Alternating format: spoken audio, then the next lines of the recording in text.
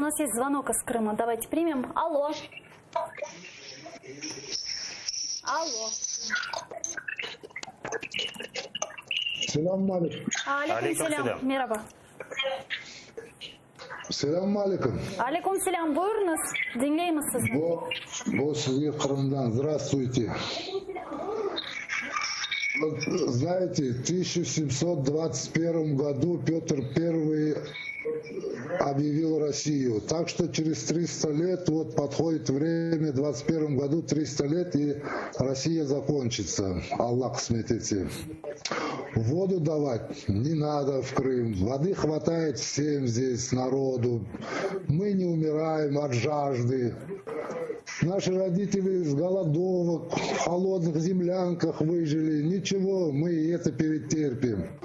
Но вот вы лучше посмотрите, есть ли СБУ есть в этом государстве Украина или нет, или это ФСБ. Если президент сдает всю страну и все молчат. Говорит Зеленский, что все, мы идем на мир, все нормально у нас, никого там стреляли немножко, туда-сюда, человек погиб.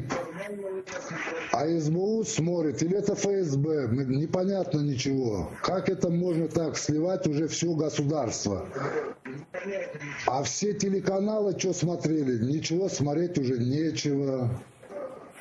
Непонятно, как нам перейти на украинский канал. Для чего это идет? Или всем команду дал дядя Вова Путин, Вове, братишке своему, чтобы это все расстроить и сделать все тихо, мирно. Вот к этому идет. Непонятно вообще. Если у государства есть служба безопасности, она должна реагировать и работать. А оно не работает. Оно на кого работает? Вы спросите, задайте вопрос. Извините, конечно, мне за это эмоциональные разговоры, но мне так кажется. Мы все равно выстоим, победим, и Аллах сметится, иншаллах, будет, и это наше свое государство. Так что пусть знают и слышат все. Украина, вставай уже, хватит смотреть.